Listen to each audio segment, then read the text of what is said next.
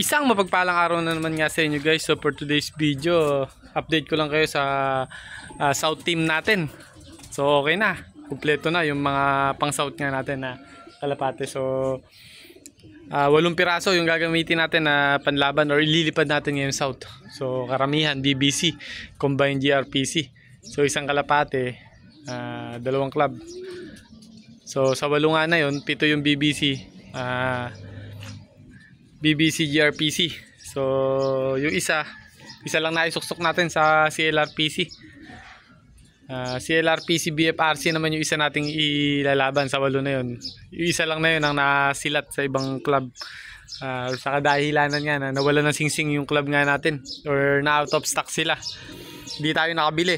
Kaya nabili natin puro BBC GRPC combined. Kahit dun sa kasama natin sa loob na si Sir Hanshen, puro yun din ang naisuksok. Napakarami niyang ililipad yata sa South. So di ko alam kung mahigit 10. Sa akin 8 lang eh. So yun nga, magkahiwalay naman na kami ng loob. Kaya focus tayo sa mga palipad nga natin.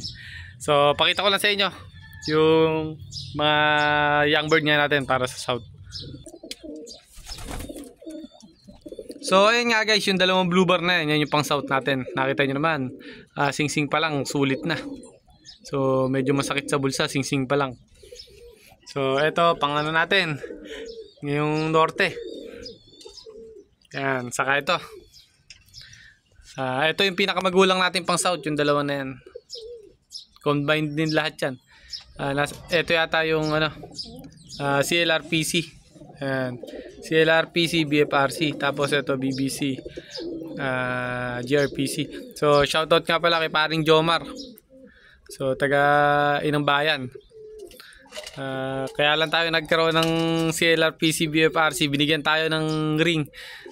Kasi sabi ko nga out of stock sa club na nililiparan natin. Naghanap tayo, nagtanong-tanong tayo, buti meron pa si paring Jomar. Bibiling ko nga ako, binigay na lang sa akin. Kaya yun, thank you pare. Kung nanonood ka man sa video nga natin na to ngayon. So yan. So sana dumulo yung mga ibon nga natin. Pumarte na. Pero bago muna yung South, syempre magno-norte muna tayo. Ayan, pang norte natin. Gugulang na. Na-force, ko na rin yan, na-force mold. Okay, pedering pala, pedering. So, nagkamali tayo. Ayan. Ayan. Tinanggalan, binunutan natin ng tig 3 or 4 na pakpak. So, magkabila. Para sa ganun, sa derby, hindi maglaglag. Hindi mahirapan yung ibon natin. So, pakita ko sa inyo. Ayan. So, ayan. Yung 4 niya sa dulo, bagong-bago. So, ito, nawala kasi kaparis na rin eh. May kaparis talaga to eh. GRPC din eh. Anong nangyari, pinaronda ko lang. Nalayo yata yun, nahuli na. Pero pag pinakawalan yun, makakabalik pa naman sa atin yun. Sayang, ganda pa naman ng kaparis na to. Sana ang ililipad natin ngayon, 2 sa GRPC. Saka 2 sa CLRPC. So, 2 pumaparis sa kanyo. Petito, pumaparis din pala sa kanyo. Oh. So, ayos yan. At least yung 2 hen natin, may pang motivate tayo. Isang kak. Ayan. So gaganda ng kondisyon. So hindi pa naman tayo pag sa self toss ko naman yan Pero ngayon hindi pa tayo nakapag self toss ulit. Kasi pinedring nga natin. Medyo matagal yun, 1 buwan. So mag-1 buwan na rin tayo nagpaparonda dito. Gagawin ko muna, pupurgahin ko muna. Pagkapurga natin, after natin magpurga, paligo. Tapos yun, simula na tayo ng self-toss. Para sa ganun, hindi mabigla yung ibon nga natin kung sakaling biglang magpa-training kagad yung club nga natin. Siguro 1 week preparation, magse-self-toss na tayo. Sunod-sunod na self-toss na yun. Siguro sa 1 linggo, sa 4 na beses tayo magkahagis. Bibigyan natin palatandaan yung ibon.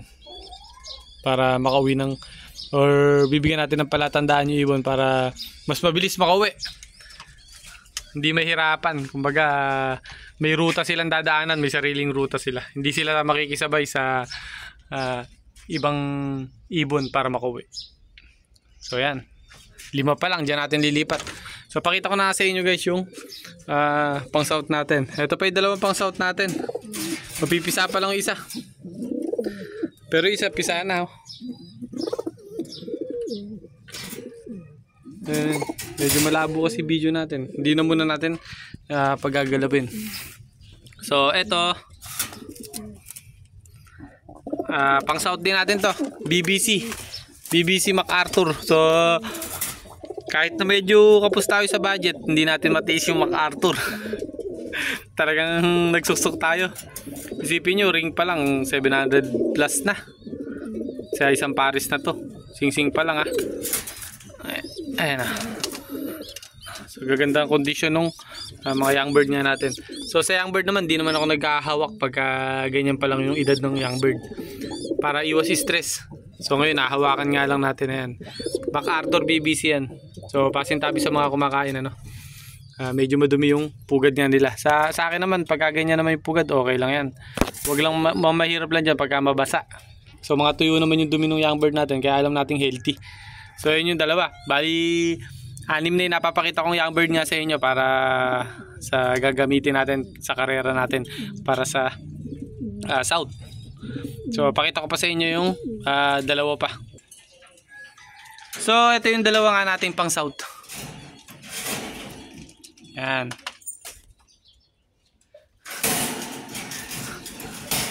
Puro ang linyada nga na to, puro Edward de Guzman line.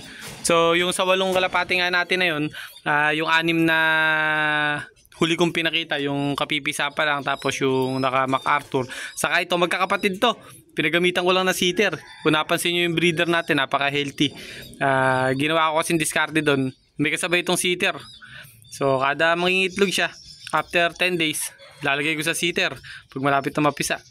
Tapos tatapong itlog na sitter. Tapos sakto, pagka malaki na yung bird nila, yung sitter, may isa pa ako ulit sitter na ginamit na pagka nag-itlog, may lilipat ko ulit. Kaya yun, napakaganda nga nung nangyari. So yung 3 pares natin, puro Edward de Guzman line. Doon galing sa pinsan ko nga, yung mga breeder nga na yun. Tapos yung unang pair na pinakita ko sa inyo, yung blue bar, doon din galing yung cock. Pero yung hen, linyada ng kalapati namin yun. So yun yung nanay ni Tacloban Finisher, yung hen na ginamit ko. Pero yung cock, Edward de Guzman din pa rin yun. So sana mag-click dahil pinahinga ko yung mga breeder nga natin na Morris Gordon, para sa ganun sa susunod na season or next breeding, mga healthy yung ilabas. Dahil nakita nyo naman yung mga inilabas ngayon na breeder nga natin, inilabas ng mga breeder nating Morris Gordon, medyo pakiramdam ko parang may hina, hindi ganun kaganda. So kasi tingin ko masyadong laspag yung paggamit ko sa Morris Gordon. Napahinga ko naman na yun. Bali set ngayon natin para sa summer saka north breeding. So yun, hanggang dito nga lang guys yung video nga natin. Pinakita ko lang sa inyo yung mga ibon natin. Ayan, gaganda, lilit na ibon lang yan, parang senyorita. Yung lahi nga nung galing sa pinsan nga namin, parang mga senyorita yung katawan, bilog na bilog. Malaki lang ng konti sa senyorita pero bilog na bilog, parang katawan na bato-bato. So yun, hanggang dito na lang tayo. Ingat kayo.